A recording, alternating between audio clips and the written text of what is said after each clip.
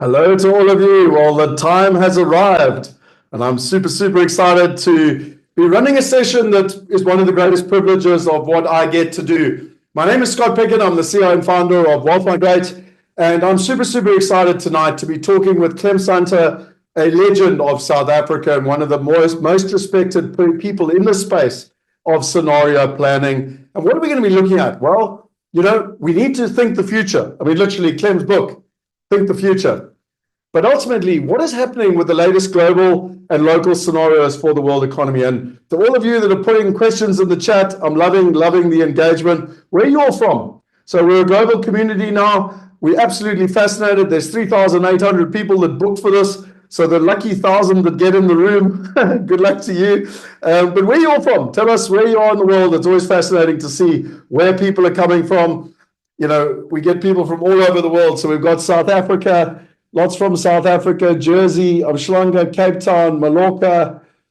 They're coming in quickly. South Africa, America, PE, Pringle Bay, Mother City.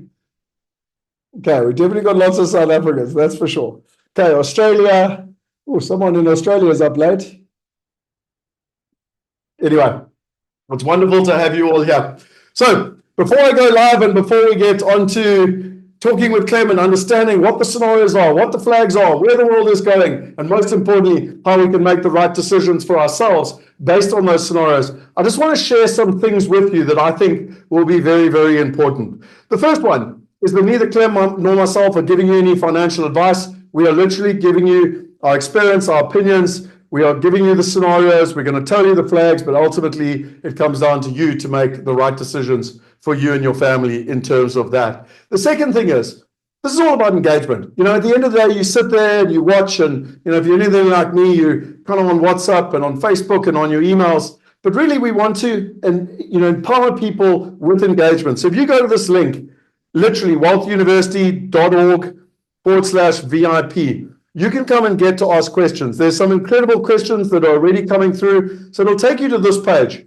And I'm going to refer to this page a number of times today. But our VIP room, which is the exclusive VIP room after this, so we're going to run a live webinar that everyone can be involved in, then we're going to have an exclusive VIP room.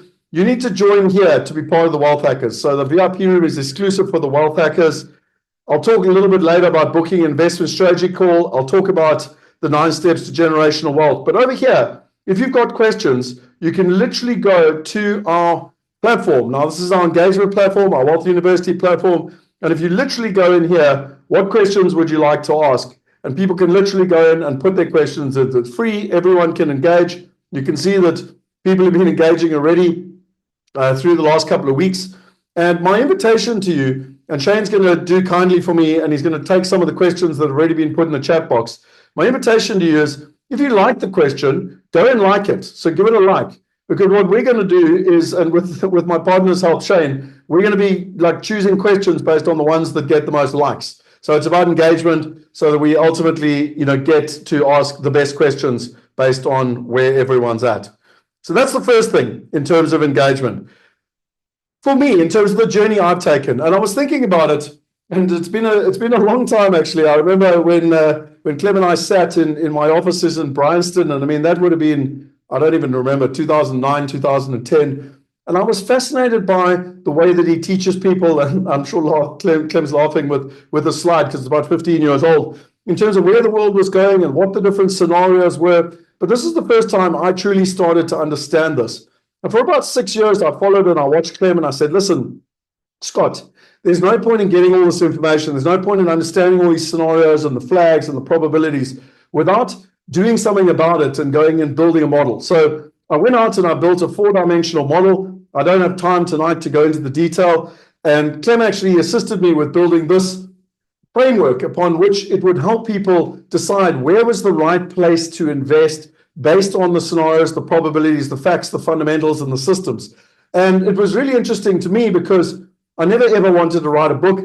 And when I shared the model with Clem, I was very embarrassed. I can remember many years ago, I sat on the model for about a year.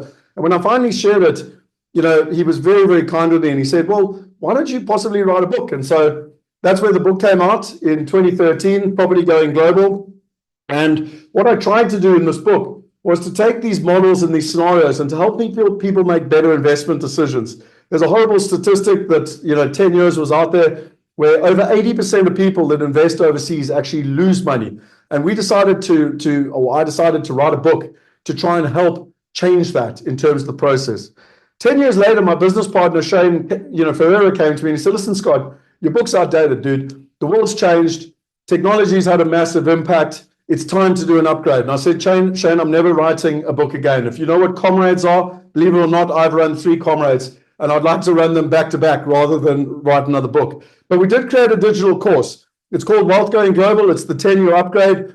And ultimately, there are a number of different modules. So there's the power of clarity. What is your why? Why are you literally trying to invest overseas, diversify, and become a global citizen? Then your countries. How do you choose your top 5 countries? How do you choose your top 5 currencies?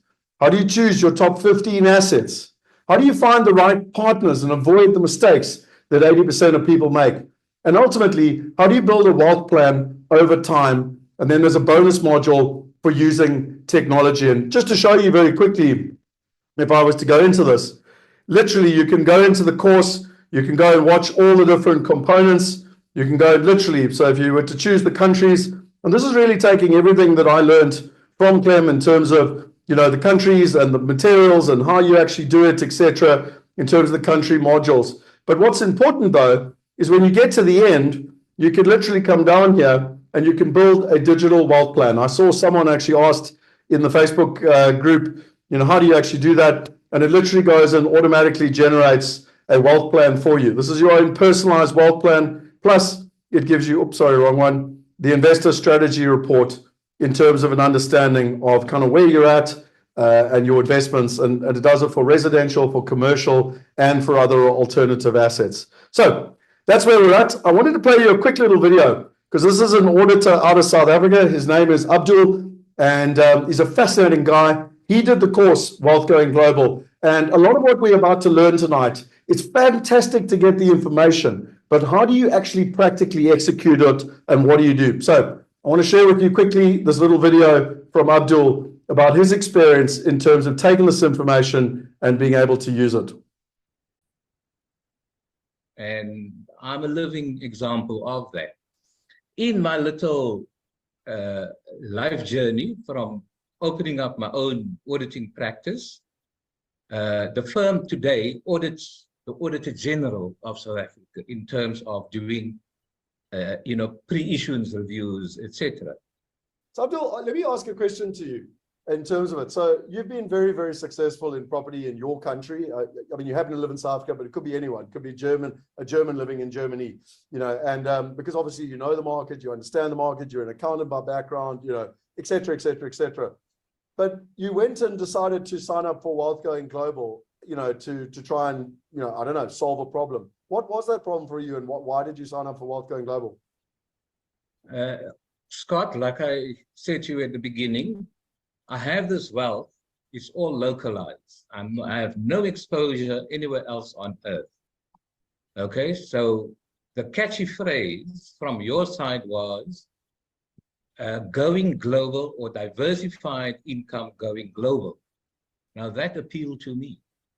In other words, yes, I may be rich in this country. What happens if I'm outside?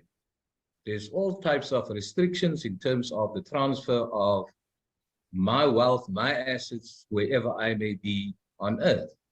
So that appealed to me, and that really opened an opportunity or a process for me in terms of engaging in diversifying my wealth. And I must say, although I have the brains to think that out, why must I do that? Yeah, you're giving it to us on a platter. So we follow that process, and yes, we engage, and yes, we will get exposed. We have obviously since did do an investment again in property. Property is the economics I understand. It makes sense to me. Okay, and we invested in that, and there are 2 more potential transactions on the table. Hopefully, I'll be able to partake in those as well. And yes, what I got as a product from the initial course was what is referred to as a diversification plan, where again one sets objectives. That becomes your dream. You commit to that, and now roll it out. Yeah. Surely it won't happen next week, but as long as it happens, I think you're on the right road, and that's the path I've chosen to take. And thanks to you, Scott. One of the things you alerted us or reminded myself is that if you do things in teams, it becomes easier. Collective wisdom is better than your own limited and parochial type of ideas. So that's also something I quite enjoyed, in a sense that here's a deal, this is how it's being presented, it resonates with me, but it's thought through by others that I can relate to. Yeah. And that's also key, in a sense that we always can't believe that we understand everything. But in a team, each one has his good points and he knows what he's good for. And you put all of those together, you will end up maybe with a success. But if you don't have that, maybe we'll never get to success. Yeah. And it's never too late. The only time when you're late is when you're late. You're dead. Yeah. Up until then, you have a purpose on this earth, perform it. So some nice wise words from Abdul. And as you said, it's all about teamwork. And that's why tonight is about teamwork and getting the right information. We always say to people, there's two things you need to do to be successful. Get the right information and the right partners. We've literally built Wealth Going Global to give you the right information, and we built Asset Mastery to give you the right partners. Now, if you put the two together, it's $2,500, but we've decided to copy Netflix. And literally, you know, for $29, people can get access to Wealth Going Global and to Asset Mastery. And included in that, they also get all the VIPs. So we're about to go to a VIP session later, plus all the future ones in terms of that process. So that's where we're at. I'm really looking forward to the VIP session after we've been through everything. And I'll also share at the end something that we're doing with our family office partners, where we've worked with some of the wealthiest people in the world, and we've mapped out how they create generational wealth. So not just wealth for themselves, but for their families and for their legacy. And I'll share with you that at the end. So I want to leave you with one last story, which I think is very, very relevant, because I'm a big believer in real people, real stories. And this is what Niels had to say in terms of the peace of mind that one gets from having a plan.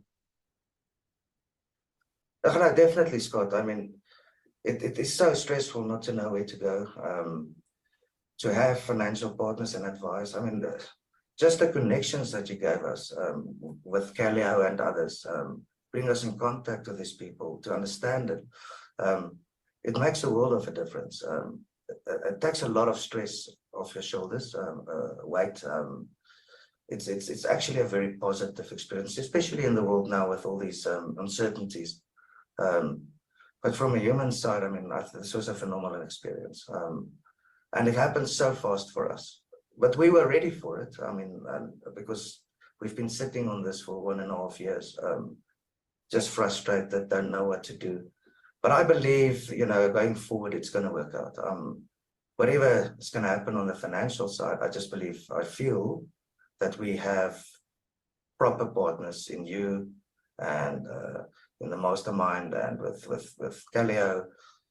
It's a very positive experience. It's a positive, relaxing feel. Awesome.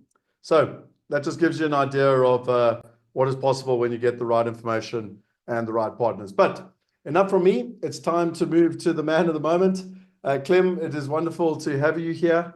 I am really, really excited. I've done, Clem kindly sent me through some of the research. I've got all the research over the years that I actually literally keep here. I keep it printed out. I've read the book, which is, you know, very dog-eared and with all the pieces. And now I've got all the latest. And Clem, I'm not going to lie. Now I look forward to learning about cloudy flags and clockwork flags and everything in between. And so it's without further ado that I will shut up and welcome someone who I deeply respect. I'm deeply grateful to have you here, and someone who I think most of us I respect as someone that has made a big, big impact, not only in our country, but on the planet. And I look forward to you sharing what and where you think the world is going. Thanks, Scott, very much, and good evening, everybody. I would just like to quote two philosophers which are in the book that Scott showed you, Thinking the Future, which was published by Penguin Random House in 2021, and in fact got to the top of the bestsellers charts on Amazon in the category of business forecasting and planning, and that was worldwide. So it actually has done very well for Penguin, this book. But in the first chapter, I talk about two philosophers, Plato and Aristotle, because Plato thought you could sit under a tree and you could think about the future. And if you were clever enough, you could come up with an ideal model of what the world was about and what would happen. Aristotle, on the other hand, says there was no ideal model. You had to actually spend your life looking around you and absorb the experiences that you were going through. And as those experiences came in, you evolved your model and changed it. And I thought these two philosophers illustrated the metaphor I've been using with a lady called Chantal Ilbery ever since we wrote the book, The Mind of a Fox, in June 2001. There was a Oxford Don in the 60s called Isaiah Berlin. He wrote a book called The Hedgehog and the Fox, and he quoted Archilochus, a Greek poet, who said, "The hedgehog knows one big thing, whereas the fox knows many little things." And we both thought, Chantal and I, this was a superb way of illustrating the difference between people who try and forecast the future with one forecast, and then they bet all their money on their single forecast, and they're hedgehogs, and they can be right. Sometimes that one idea is magic, but very often they're wrong. And foxes who have an idea of how the future unfolds, but are prepared to change, just like Aristotle said, their views on the future. And they look at different scenarios and they change the probabilities as the future unfolds. So the methodology that I'm going to show you tonight is based on being a fox and looking at flags and multiple futures. What do I mean by flags? Well, they're the driving forces, the forces that are driving to the present into the future. And they're not short term. Some of the flags I'm going to quote you have been around in my portfolio since the late 80s and the 90s, and one or two I've added recently. So the idea that flags come and go, if you're a good futurist, they kind of stay in your portfolio and you adjust the view of those flags. And then obviously you have some flags which are very uncertain, and I call them the cloudy flags, and they have a multiple diversity of futures attached to them, like the wars in Ukraine and Israel at the moment. And you have clockwork flags, which are ticking away and have trends into the future, such as the aging of the world's population.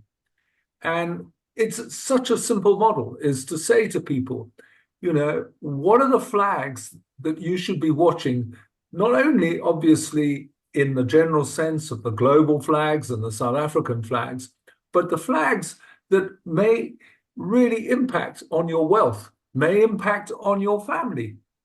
In other words, you've got to have the conversation, as Abdul said, in a kind of team spirit sense, where you actually talk to one another about the flags so that you can actually select the ones that are most relevant to your future. And a couple of points I always make about the flags is that they're there to spike emotion, because a lot of us look at the future in a very emotional way. And actually, you've got to try and drain that emotion, because you've got to look at the future objectively. And one of the ways of spiking that bubble of emotion is to select the flags properly.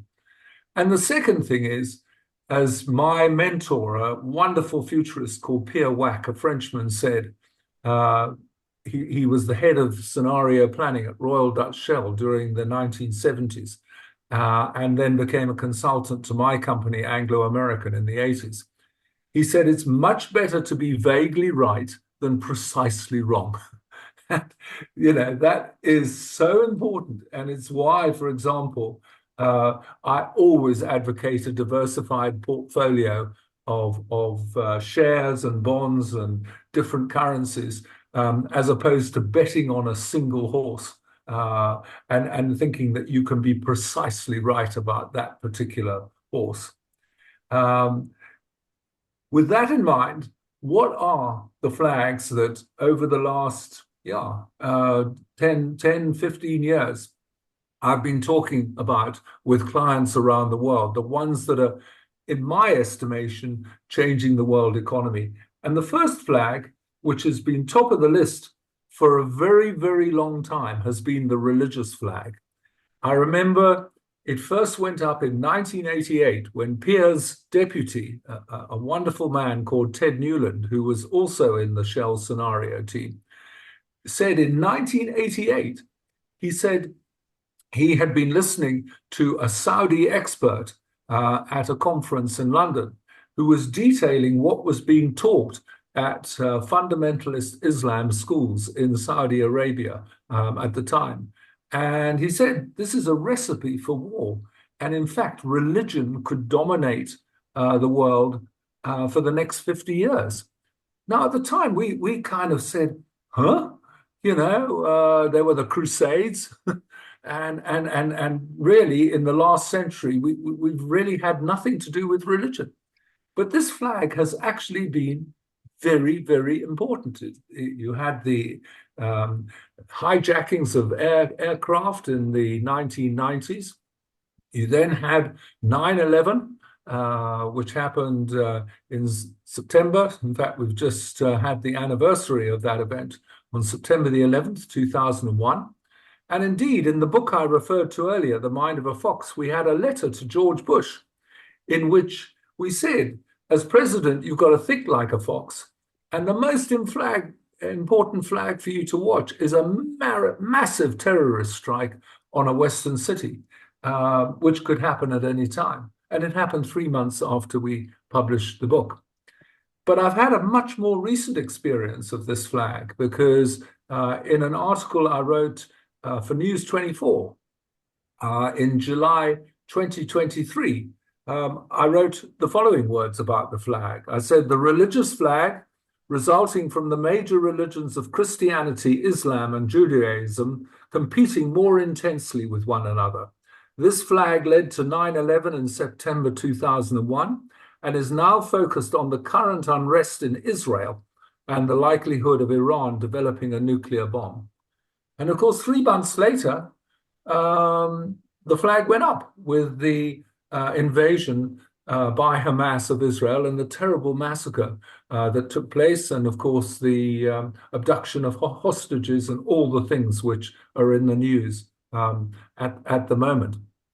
And that point that was made about actually having a discussion around a flag is so important because there was a woman in the Israeli intelligence corps who, with her team, were on the borders of Gaza and actually witnessing the changes in tactics of Hamas around about the time that I wrote this article in July 2023.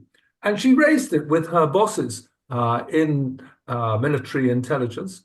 And they didn't have a discussion. They just said, this is an imaginary scenario that they will mount an attack on Israel. So that is why it is so important to actually have a discussion around the flag, get people together. And that's what should have happened at the time. I had put this flag right at the top of my list because in the middle of 2023, Israel was very much weakened by the division over whether Prime Minister Netanyahu's idea of weakening the judiciary was a good one or a bad one. So that there were demonstrations in Jerusalem at the time.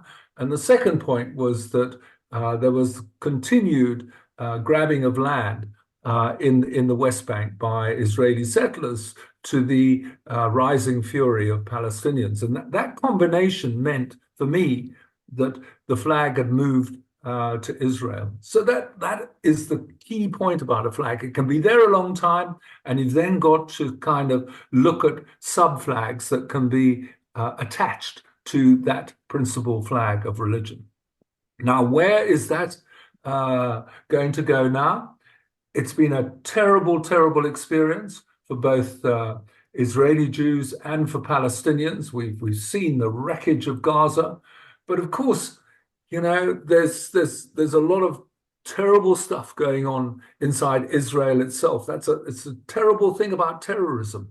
It's not like the old days where you had armies facing each other. It's a single individual doing something, and it's very difficult always to pick up what that person is doing. So I feel for everybody involved in this conflict. And of course, the major uncertainty around the flag is whether this is going to develop into a regional war, particularly because of my second point of Iran being very close to developing nuclear weapons. Whether, in fact, there will be some kind of peace deal, and it's been talked about for a long time, involving the exchange of hostages for Palestinian prisoners and a ceasefire, which might develop into a permanent ceasefire. It's very difficult at the moment to decide, and all you can do is watch this flag and read the news each day and discuss it and see what you feel is the case. I have to say, the financial markets on the whole have ignored the impact of this war on, you know, the American economy or European economy or any other economy, other than obviously the countries directly involved. But if it develops into a regional war, it certainly could impact on the global economy because of disruption to trade and shipping, which has already occurred, but it's in a fairly minor way. It's not major at this point in time. So, yeah, the religious flag remains the number one to watch. The second flag is the leadership flag. You know, people are surprised that I kind of rank this one so high. But I always remember my father telling me that in the 1930s, he was a young management trainee in Midland Bank in London. He was working his way up through the system. And then suddenly, because there was this young leader in Germany called Adolf Hitler, his life was completely changed when he was drafted into the British Army in 1939. Thankfully, he survived the war, and in 1945, he actually took up a different occupation of stockbroking. But it really showed to him how important it is to survey the kind of leaders around at the time that you're alive. I mean, we were very lucky to have F.W. de Klerk and Nelson Mandela in the early 90s as our leaders, because it avoided the kind of scenario that you have in Israel at the moment. And again, at the end of the 1980s, you had Ronald Reagan, Maggie Thatcher, and Mikhail Gorbachev, and the three of them had a positive relationship. The Soviet Union disappeared, and yeah, we actually had a short period of real peace in the world without any kind of Cold War, which obviously has now returned. But we very much are dependent on the leaders around at the time. And I said in this in the article I wrote in 2023, one of the real problems is the age of our leadership. I mean, you have Biden, of course, he's gone now. Well, he hasn't gone, but he's not standing in the next election. And as I kind of said to people, he wouldn't qualify for my retirement village at Helderberg. He's just too old. And thank heavens, to be quite honest, he stepped down and allowed Kamala Harris to be the candidate. But, who would want Donald Trump right now as the leader of the United States, with all his talk about strengthening the US dollar by imposing tariffs on any nation that didn't hold dollars, and his kind of really aggressive attitude to the rest of the world in order to make America great again. Then you have obviously Putin, who's an absolutely awful dictator. But she, is just so different to Deng Xiaoping, who was an incredible leader. He liberated Chinese entrepreneurs. China, when he came to power in 1978, was nowhere in the global economy. And now it's the second largest economy in the world. And unfortunately, she has gone back to some old-fashioned principles of Maoism, and business has really suffered in China. And so you have to ask yourself, what are the kind of scenarios for leadership? Well, thank heavens, leaders die like everybody else. And maybe the next generation of leaders will, be more open-minded and try and work with one another in a way that our current leaders are not doing so. So it's a flag that we have to watch to see, who's next, and whether that particular person is positive or negative. Obviously, I'm weighing up Kamala Harris at the moment to see, whether she could make a great leader in the United States. The third flag I call the red flag, and it's of Russia, China, and North Korea. Now, Russia has been on the list since I wrote a book called Flag Watching in 2014, just after they'd had annexed Crimea. And I actually devoted 10 pages to the fact that what Russia was doing in Crimea and also was starting to do on the eastern side of the Ukraine could develop into a third world war with the United States. And that is still possible. I mean, right now, everybody's talking about whether America and Britain are going to cave in to Zelensky's request that he use long-range US and British missiles on Russia itself, reaching Moscow with these weapons. And some of them are incredibly, clever. They can fly very low and above the speed of sound, and they have incredibly explosive warheads. So it would be a massive escalation if the latest American and British missiles could be used by Zelensky. And who knows how Russia would react to that? I mean, there's been talk about Russia using a tactical nuclear weapon on Ukraine. It's kind of gone away at the moment. But that's why you have to watch this flag very closely, because, hell, if Russia did something like that, would that possibly lead to a much wider global war using nuclear weapons? China has its own problems. It's still wanting to bring Taiwan into the sort of mainland fold.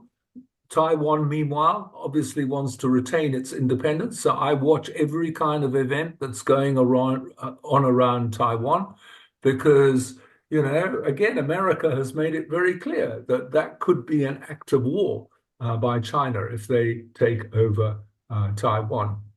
And North Korea, Well, Kim Jong-un has 50 nuclear weapons. That's the last estimate. And this guy, whew, he's so unpredictable. He's even more unpredictable than Donald Trump. And he if he's really prodded by South Korea, will he use one of his nukes on a South Korean city? He's forever testing ballistic missiles. He did suspend it during Trump's reign as president, but he's now back to using kind of ballistic missiles and testing them in the ocean. So that is the third flag, and it's a very cloudy flag around Russia, China, and North Korea. The fourth flag is a real clockwork flag. It's the gray flag of the aging of the world's population. And I feel that this has to be a much more significant element of any discussion of where you should invest in the world, because aging really does impact economic growth. I remember Pierre Wack, that Frenchman I talked about earlier, saying to me in 1988, when we all thought Japan was the star of the world, he said, if ever they have a property crash, they will never grow fast economically again. They were growing at 7 to 8% per annum at the time. And of course, there was a property crash in 1990 in Japan and a stock market crash. And Japan has never grown again, 0.5% per annum. And the reason is simple. They're one of the oldest nations on earth. They have the highest percentage of people over 65. And I'm afraid to say, when you have an aging population, which is now declining in Japan, your economy starts to suffer in growth terms. Obviously, Japanese are still very well off in terms of income per head. And so life's not bad in Japan, but it's certainly, you've got to worry that they're never going to have a high economic growth rate again. Now, why is this important? Because Europe is going into exactly the same zone as Japan. It's an aging society. Look at what's happening in the UK, which, okay, it's not part of Europe now, but the UK national health is in a continual state of disaster. There are apparently 800,000 children waiting procedures in national health. And some people are waiting 3 or 4 years for surgery in the UK because, the place is being flooded with elderly people. And interestingly, the latest nation to start suffering in this way is China because of its one-child policy that it had for many years. And in fact, the latest forecast is that their population could, in the next 50 years, decline from 1.3 billion down to maybe 800 million by the end of this century. And that will have an incredible impact on their economic growth rate. So, the one country which is still resilient because it's young is America. And that's why, since 2000, the American market has done so well. It's more than tripled in value, whereas the European markets haven't done nearly as well. So it is an incredibly important flag to consider when deciding where to invest. The next flag is probably the most existential flag in my portfolio. It's the green flag of climate change. I mean, you only have to look at the news today of these incredible fires in Southern California that are taking place, consuming whole communities. And then you've got a tornado in Louisiana, which suddenly increased its wind velocity well above what weather forecasters were talking about. Vietnam has had the most terrible typhoon. So, things are getting really unpleasant. And you know, I keep in touch with a few climate change scientists in America and elsewhere, and they now talk about atmospheric rivers. This is where what's happening in the outer atmosphere is you're getting a channeling effect where rain is being concentrated into streams. And then when that rain gets dumped, it's huge. And yeah, this is going to really impact where people live over the next 50 years. I actually think that people will start wanting to move from California because it not only has these terrible fires because of the heat in California, they also have terrible rains as well. And so it's going to affect property prices. It's going to affect lots of things, climate change, in the next 50 years. And so it has to be part of the discussion of the flags. I mean, there are places in the north coast of New Zealand and on the west coast of Australia where you can't get insurance anymore for your house or for your household effects because there's so much rainfall activity and flooding activity in those particular areas. So you have to start thinking of the impact of climate change on your portfolio. The next flag is the anti-establishment flag, which has really come about because the ultra-rich have got so much richer since the financial crash of 2008. But unfortunately, the middle class and working class haven't done well. In fact, I think it's NHS nurses are paid less now in real terms in the UK than they were earning in 2007, which is incredible. But, you know, there's a lot of anger around that. And it's leading to some fairly extreme views. And the other thing, which is the next flag I'm going to talk about, which is this whole thing of migrants coming into a country.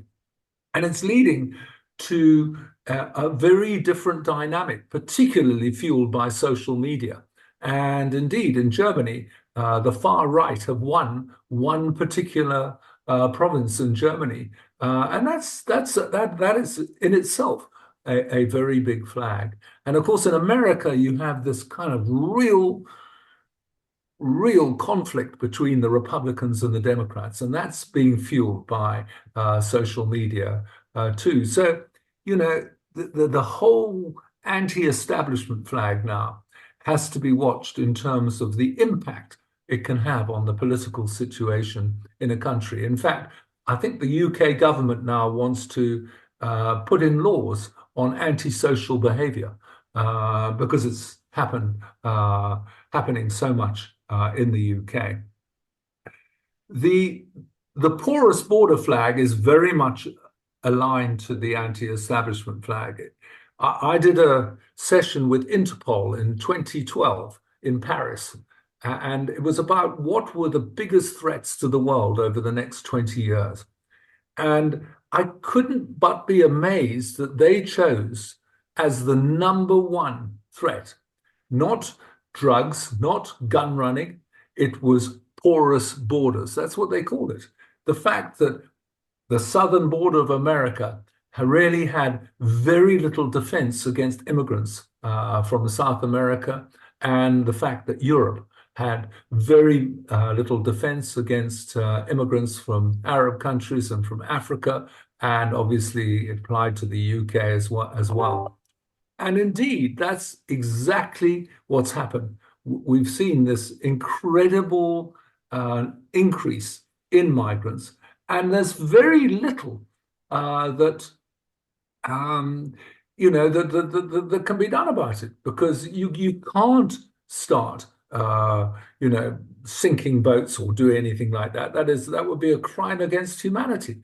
But the boats keep coming. So nobody is quite sure how they're going to handle this particular flag. But of course, with climate change, the numbers of migrants could go from the hundreds of thousands to the millions, and maybe even reach 1 billion if places become really uninhabitable.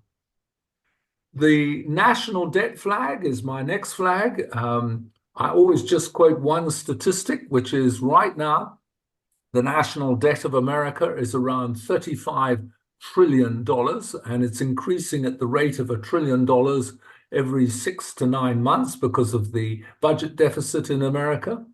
The GDP in America is between 27 and 28 trillion. So you've now got a national debt at 125% of GDP.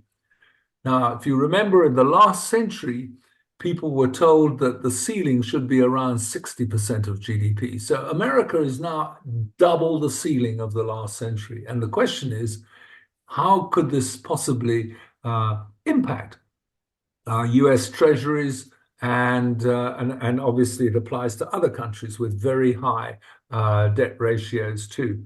So you have to watch this because, as we know, mortgages were a flag in 2007. And if you watch the movie The Big Short, there were guys there who knew that mortgages were worthless and then bet against them. And the same is sort of in the air now in terms of government bonds, government debt. You know, I know you can print the money, but that will lead to more inflation. So the question is, how are governments going to handle this enormous increase in national debt, which came about partially through trying to ease COVID, but also there were plenty of years before COVID of easy money policy to try and boost the world economy out of the great financial crash. The pandemic flag, I'm still got on my radar because, yes, we're over the worst of COVID. The world markets have opened up again, but there's still a lot of COVID around. Not much here in South Africa, but California, there's a lot of COVID at the moment, and in Australia, there's a lot of COVID. And thank heavens that it's milder variants, but you've got to keep it on the radar screen because there might well be another virus that does exactly what COVID did. And so, yeah, it's for the time being, the threat's gone away, but I'm continually watching the news to see if there could be another pandemic. The second last flag is the crowded space flag, because all our international communication systems and banking systems require, satellites in space. And we've got so many satellites now orbiting in space. We've got so many rockets going up. I mean, the latest one is a SpaceX rocket, and there's been a moonwalk by a billionaire and one other person from the spaceship. I watched it this evening. Incredible. But the risks of a crash in space with fragments then dispersing and affecting other satellites must have risen in risk. And at some stage, they're going to have to start legislating about space. They haven't done anything as yet, or indeed about the moon. But there's lots more activity going on in space, which will require some kind of order. And the last flag is quite a positive flag. It's the artificial intelligence flag.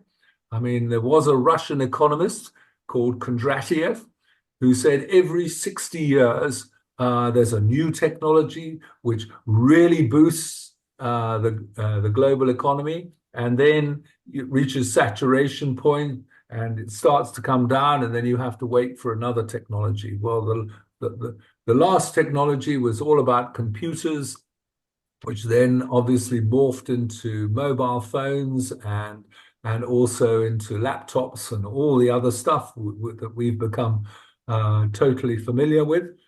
But now AI is the next wave of technology, and we don't know yet what the real potential of AI is. Everybody talks about the downside, the fact that my voice in talking to you, the algorithm of my voice can be worked out by AI, and I think somewhere between 30 and 45 seconds. And obviously they could probably do an algorithm of my space. So the end of the lecture could be completely done by AI.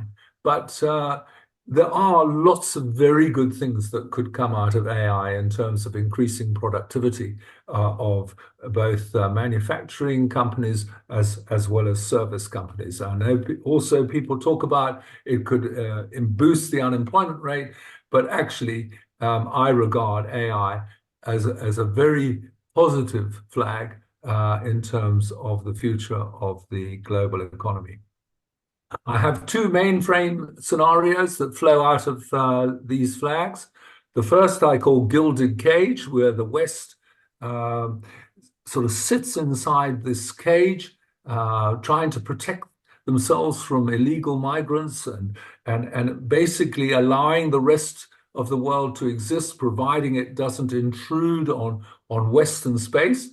And of course, the Gilded Cage has led to BRICS, and Brazil, Russia, India, China, South Africa, and now it's, of course, BRICS is widening its its membership, and I hear the latest country that wants to join BRICS is Turkey, which is a NATO member, so that's quite interesting.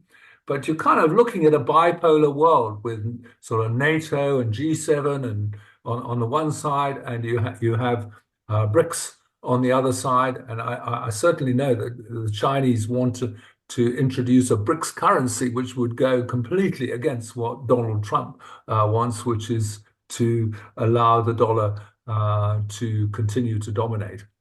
I mean, I read one statistic, I think it was yesterday, that 60%, 60%, or no, I think it's more than that, 60 to 70% of the official reserves of governments in the world are still the dollar, and about 10%, 15% of the euro. So yes, the Western currencies still dominate, but BRICS could actually change that, and certainly would in the sort of a world of a gilded cage. The other scenario is in fact a friendly planet.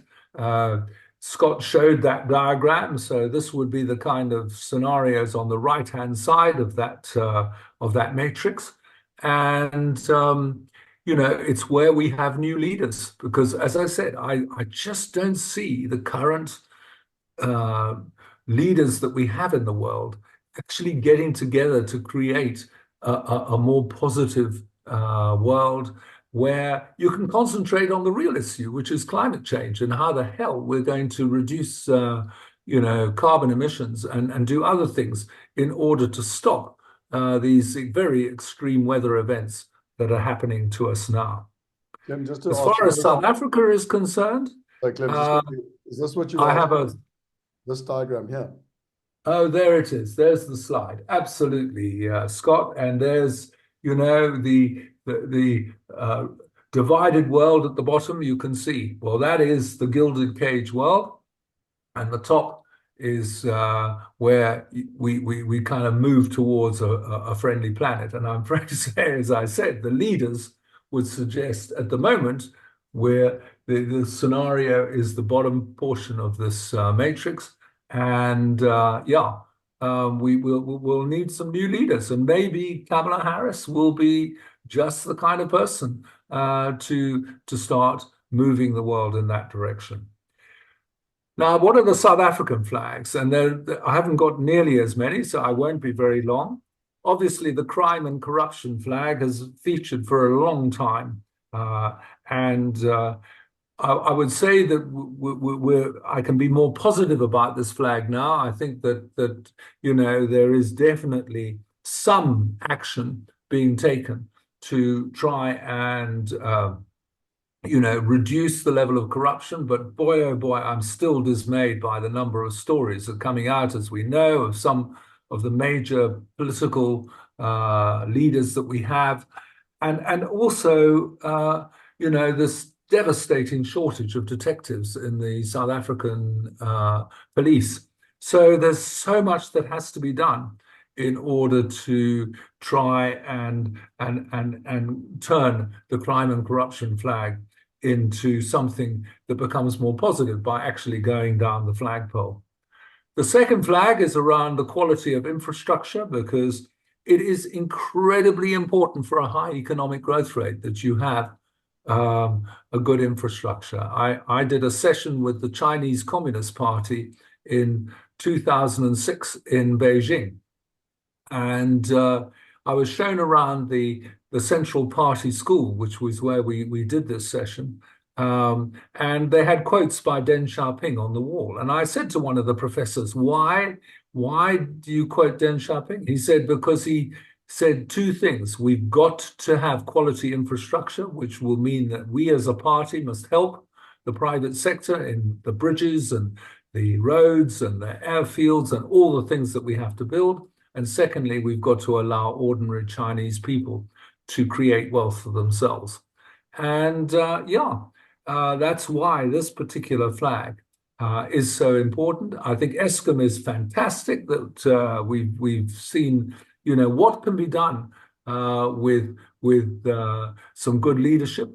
It's definitely in a much better state than it was a year ago. We've now got to apply exactly the same thing to obviously Transnet and to all the other infrastructure, including water. Water is becoming an issue, a big issue at the moment. And this kind of news that 2,400 educational jobs are going to be lost in the Western Cape due to lack of finance is terrible, because a critical part of the infrastructure is the education system of a country as well as the health system. And again, we certainly don't want some kind of NHI, which is going to erode the quality hospitals in this country and the quality care that people are getting. We have to obviously spread the healthcare wider in this country, but it must not be done in a way that undermines the entire system.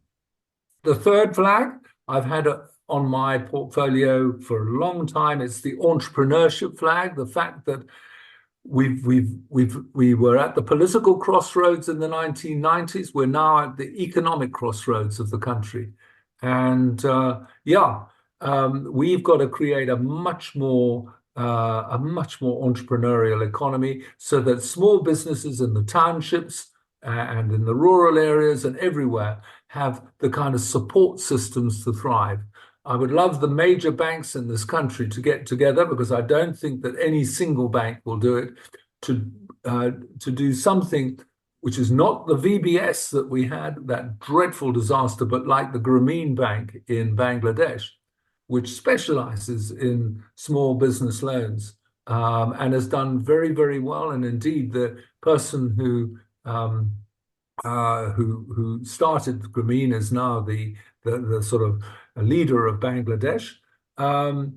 We need something like that in this country to help business. I'd like to see a much more positive relationship between big business and small business, where an element of the supply chain of big business is devoted to helping companies, small businesses in the area of the factories that the big business has.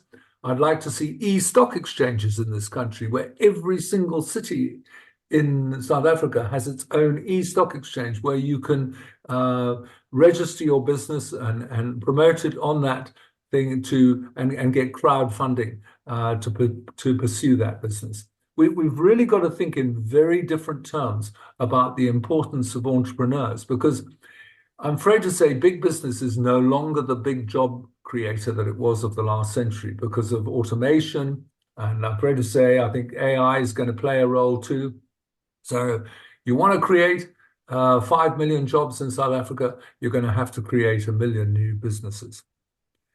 The future of GNU is now a very important flag. I had the 2024 election flag and the 2023 article. Now it's the future of the GNU, which right now, right at this point in time, people are worried about because of this difference between the ANC and the DA over the Basic Education Law Amendment Bill, which Cyril is going to sign tomorrow.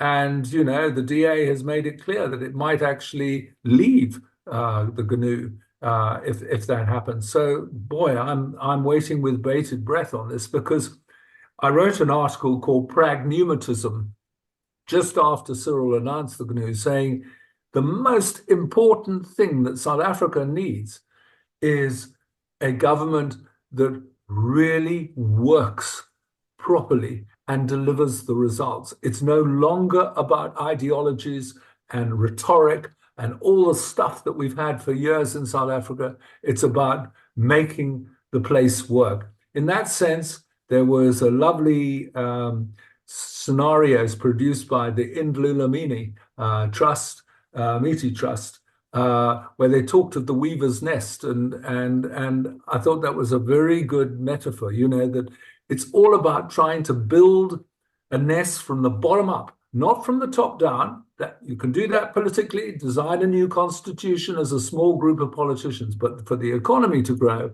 it's all about growing it from the bottom up, which means that we have to have good provincial and local government.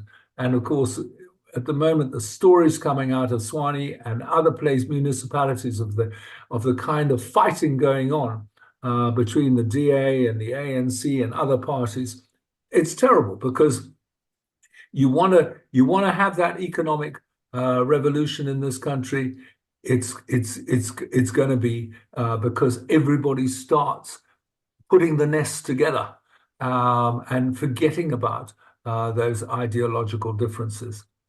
And the last flag is an international flag for South Africa, the neutrality flag. We must continue to be able to trade with the United States and with Russia and with China. And of course, this becomes more difficult in this gilded cage world that we live in.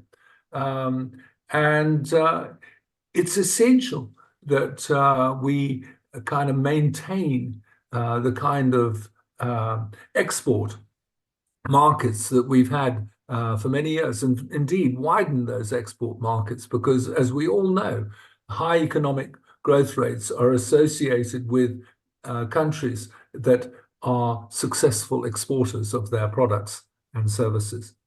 So there are two scenarios which I've had for some time and are in the book that I showed you earlier on, Thinking the Future: people's economy, and whether we actually do start working together to produce that kind of entrepreneurial economy I'm talking about.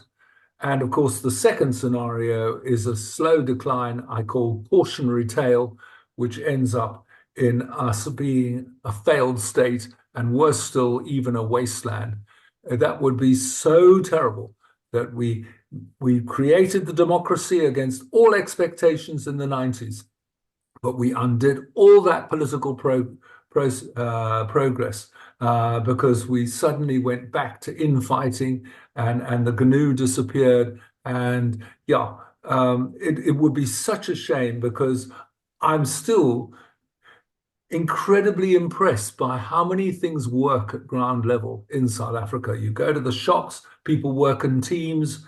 It's extraordinary how you still have, particularly in the private sector, that kind of team spirit, which you simply don't see amongst the politicians.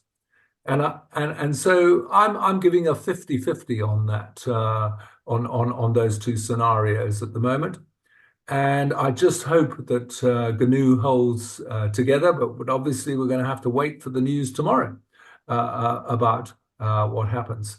And I'd like to end with a benediction for all of you who've been listening to me. Whatever the scenario for the world or South Africa is, may the fox be with you. Thank you very much.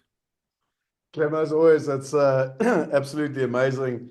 I have absolutely no idea how we're going to do the question part, because there are so many questions from all different, in all different places in terms of it. But as always, absolutely fascinating. I do highly recommend that if people want to, go read the book, because the book will really give you great insights, thinking the future in terms of everything that that Clem has said. And then there are actually articles that you can find that, just Google them in terms of the latest updates and everything. So it's been fascinating for me listening to what you've been saying, but also going against. I mean, as an example, someone asked about India, and last year you wrote under the grey flag, you said India also has a young demographic profile, which means it could be heading for the top of the global economic rankings in the second half of the century. Yeah. You know, Yeah. I don't know if that's changed in 2024, but certainly what you said last year.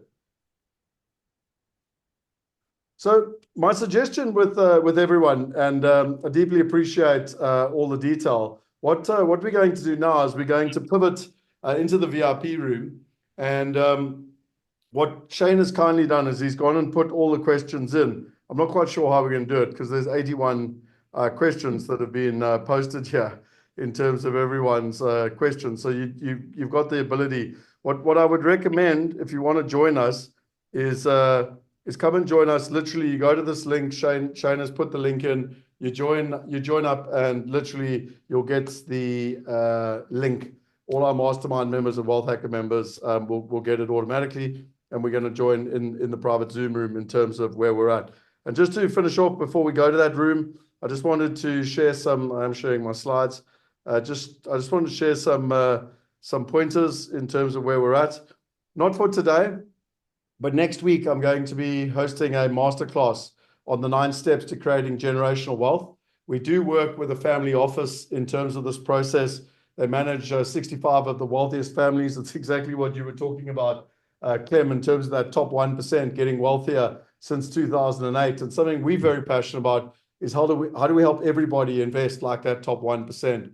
So I'll be taking people through this 9-step process. And just to give you an example, I wanted to play a little video. This lady here, Cynthia, is a teacher.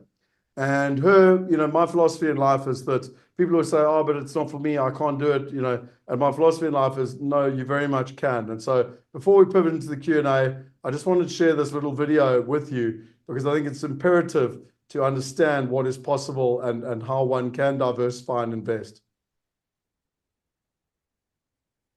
There's a great thing that we move 5 times more away from our problems than we do towards our pleasures. So we tend to take action because the problem is not pleasure. So what were the problems or challenges you were facing? Yeah, the problem was huge. The problem was I'm living in a foreign country. I can't go back into my old career, which was China media, because I'm living in Italy. I had 3 kids to feed. I'd left my husband. And yeah, I was like, where's my skill set? So I was actually at the stage of like, just how do you put food on the table? And I, found a place to live, suddenly had 5 income streams, and all 5 of those income streams dried up during COVID. And it was the first time it hit me that I was working for money, selling my time for my hours for time, and that my money wasn't working for me. And COVID and that incident and that realization happened at the same time that 20-year fund came to maturity, and I suddenly had a chunk of cash. It wasn't a lot of cash by any means, but you got to start with what you start with. And I was in that frozen position of like, what do I do with it? Like, I need this money to work for me because I'm over here scrambling to find a job and to put food on the table for the kids. I was really at that paralyzed, what do I do? What do I invest in? I've read enough, read The Motley Fool every week for 30 years. I thought I was relatively financially literate, but I was frozen. I was just like, what do I do with it? I was just saying, it was just at that age, where my kids are 20, they can make fiscal mistakes. And I was at that age where I felt like I don't have another, ride it out 20 years and the stock market always rebounds. I don't have another 20 years to ride it out. Like, I had to do that's what my fear was. A lot of people talk about wealth protection, and that's what I'm hearing. It's one thing to grow your capital, but you also want to protect the capital you've worked so hard to create over the years. Why did you choose to work with us? What was it that attracted you?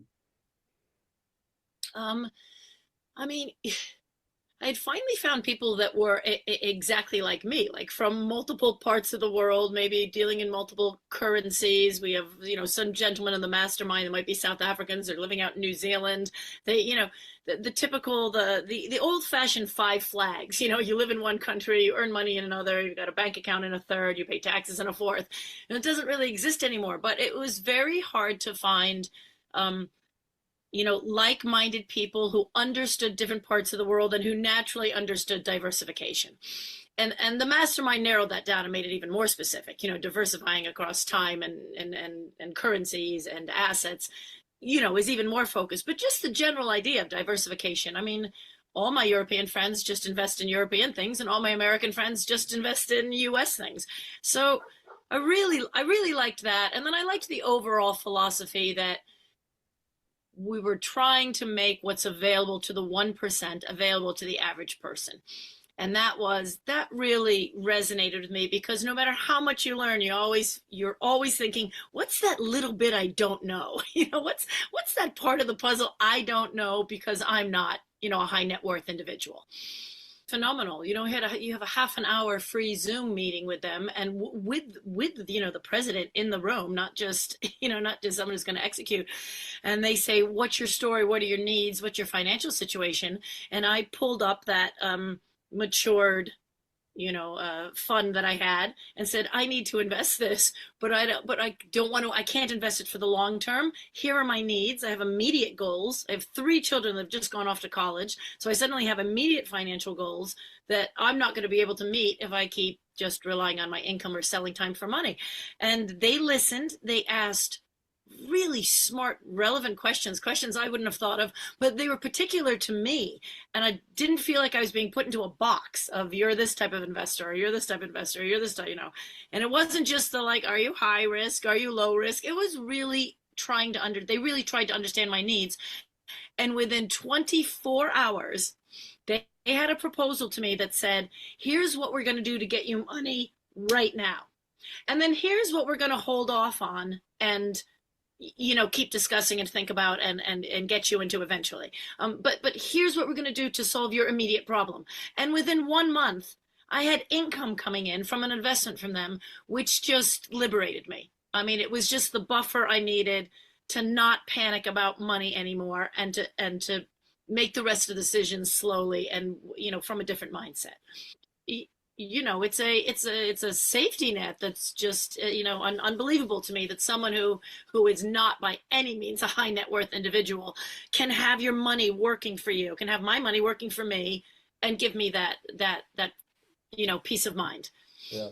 But there really isn't anything like finding the partnerships that we have in this group. I mean, there is no way, for all of my love of reading financial documents and being on financial websites and blogs, there isn't any way I would have ever found the partners to invest with and to invest in without being in this group.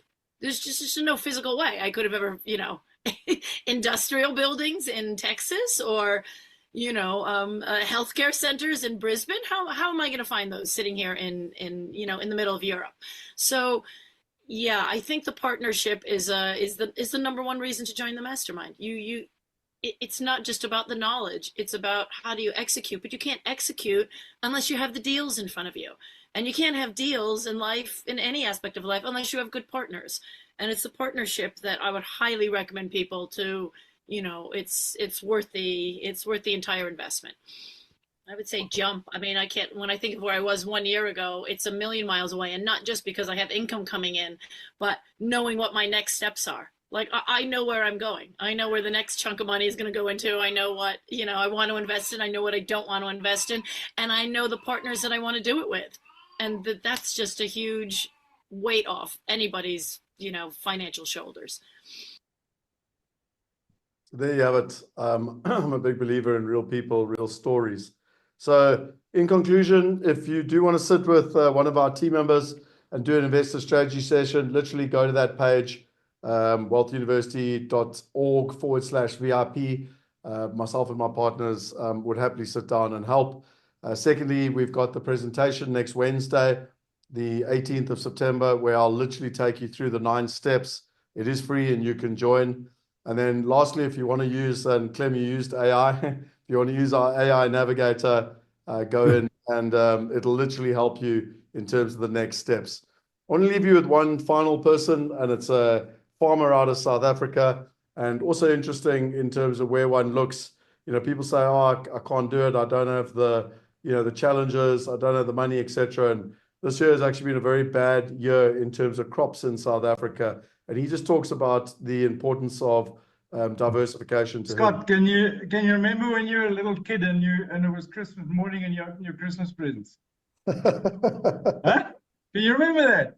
That's Well, what I feel like. I have a little kid, so I get reminded quite regularly at the moment. I tell you what, amazing. And I only just got a few dollars back in my investments again. You know, it's the second payment I got in that I've seen on my wallet, and it's money that I didn't have to slog for. I had to think for it, but I didn't have to slog for, and it's absolutely fantastic. It's just when you start seeing your money work for you, it's just an absolutely indescribable feeling. And as a farmer now, I've got a very specific goal, which says that I need to build alternate income streams so that the weather doesn't matter. Because that's you know, being a crop farmer, the weather matters very much, and particularly this past year. When your income for a year is only 30% of what your expenses have been, you're in a difficult position. And to be energized and as excited as what I am in that position is incredibly empowering. Thanks, Scott. Anyway, real people, real stories. I think enough. It's time to pivot now to the VIP. I'm literally going to jump in the room with Clem. I'm going to try go through the answers. I do remind you, if you want the right information on the right partners, along with the VIP, you'll get Wealth Going Global and you'll get Asset Mastery, which is literally $29. And I know, Clem, I love always your sayings and your proverbs. I love this African proverb. If you want to go fast, go alone. If you want to go far, go together. So thank you to everyone who's been here. Thanks for all the very kind comments in the chat box. We're now going to pivot out of here and go into the VIP room. To all the wealth hackers, to the mastermind members, and to everyone else, come and join us as we go into that VIP room.